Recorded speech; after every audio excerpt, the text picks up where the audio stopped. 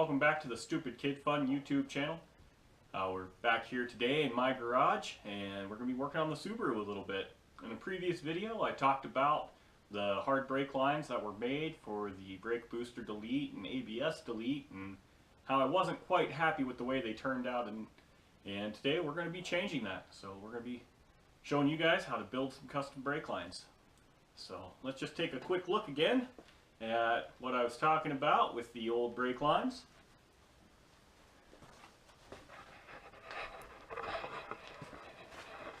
So here in the engine bay, once again, you can see we have the new master cylinder for the brake booster delete. These will be manual brakes now, so yes, we will have to push on them quite hard to stop. But you can see we have these new brake lines that run across the firewall, and while I'm okay with the way they look over here, I'm not exactly happy with how they look over here. So we're going to be changing that up today, as well as reducing some weight. So since this car is mainly going to be a strip car with occasional trips on the street, we're not exactly going to need windshield wipers. So we're going to go ahead and take out the windshield wipers and motors and the linkage assembly, and we are going to run the brake lines into the wiper cowl there. So it should give us a little bit of a cleaner setup. So let's get started.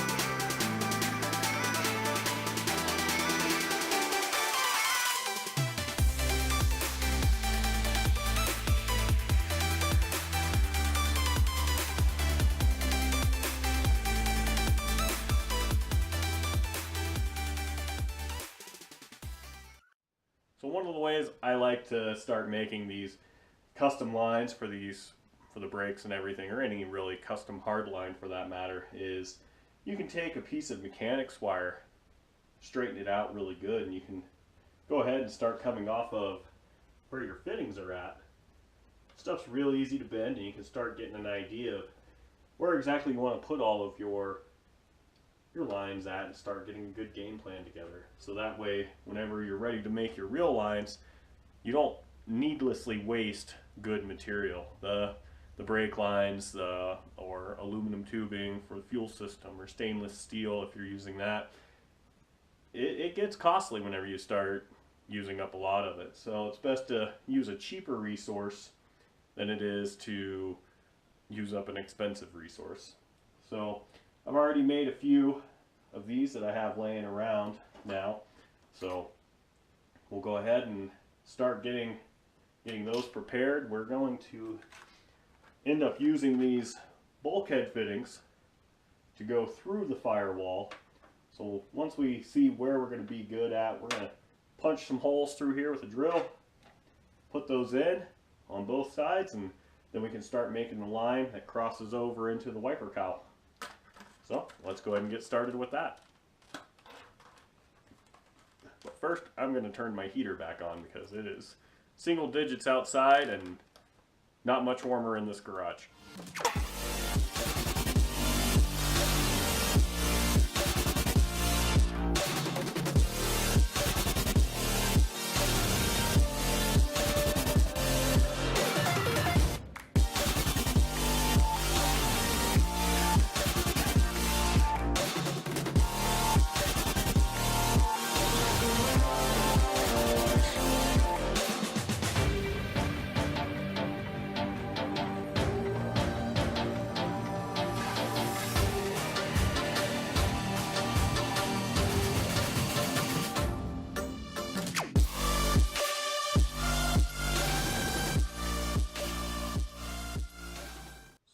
have our little bent templates to help us figure out our final brake lines, we can go ahead and start making some.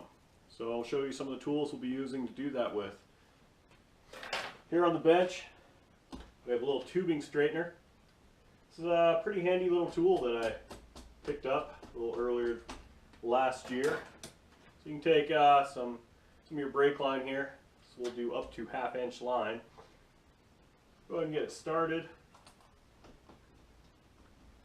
Tighten it down until you're satisfied with where it's at, and it's just as simple as pushing and pulling your line through until you're happy with the way it looks. So usually you got to go back and forth a handful of times until you're pretty happy with it. But it does make it a lot easier than trying to straighten a coil out all by your hands. So you'd never get this as straight by hand as with this little tool. Now we will be having to bend these lines a little bit, so we have a small pair of hand benders here and another set here. You can put the brake line in and get the desired angles that you need out of it. And it's also important that after you're done, or well, before you flare it, after you cut your line and before you flare it, go ahead and deburr both the inside and outside before you go ahead and flare it. So this will give you a better, cleaner flare in the end. So the way we're going to be making these, by flaring the end, we will be using an AN 37° style flare. We will be double flaring it. Then you have your tube sleeve that will slide against it, and then a tube nut that goes over top of it to tighten it down and seal it. So to get those flares, there's some tools you can use. You can use one of these manual hand benders here, or flares rather. So you just lock your line in to whichever size you need. You'll end up sliding this over, then you use a wrench, or this one happens to have a little handle here. Tighten it down and it'll give you a flare. It is possible to use these for a lot of different flares. This one appears to be a 45° flare instead of a 37. But what you'll be able to do then is, they're versatile, they're handy, they're cheap. Because I have a tendency to buy specialty tools whenever I need them. I bought this hydraulic little hand flaring tool. So you got multiple dies that you can slide into the jaws here.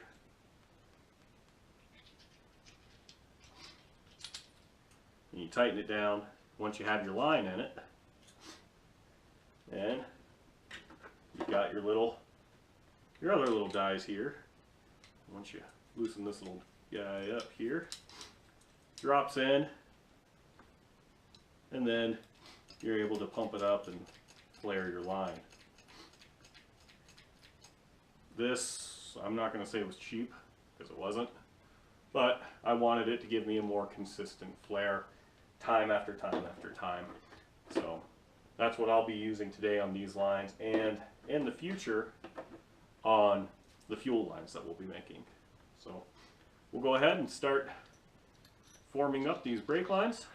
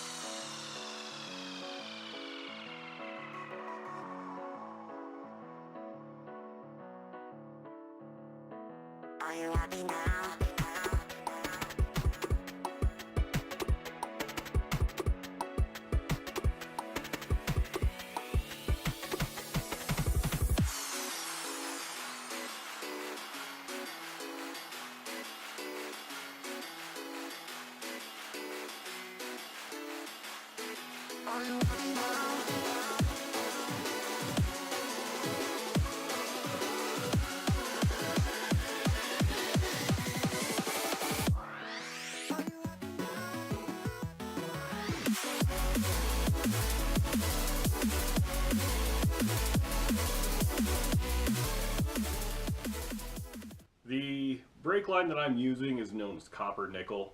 It is DOT approved, so that is a good thing to know.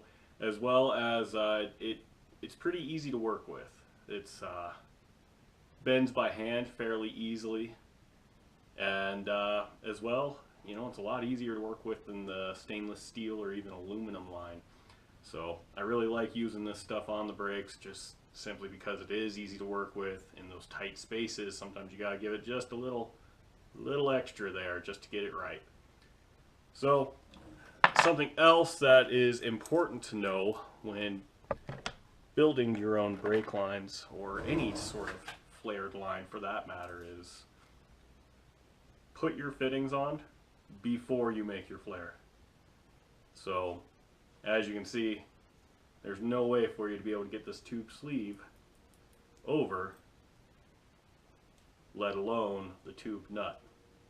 So always make sure before you start your flare, drop your tube nut on first, then drop your sleeve on the correct direction, then make your flare.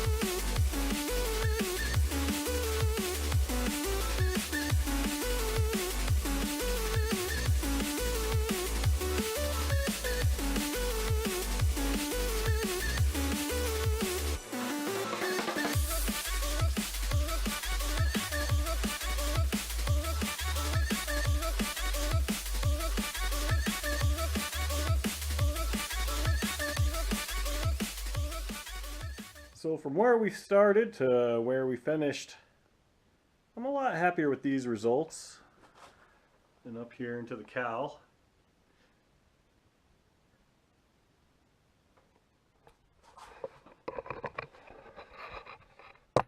So you might have noticed that there is one brake line missing, the brake line that runs to the rear brakes there in the wiper cowl. I ran out of tube nuts and tube sleeves. So I gotta get some more of those ordered, but that'll be alright. We can do that in the next brake system video. I still have to measure for the soft lines that run from the fender wells out to the spindles in the front, as well as we also need to bleed the brakes and test for leaks. So we'll be able to build that line next video, or next time we do a brake video. So we'll see you guys next time. Thanks for watching. Have a good day.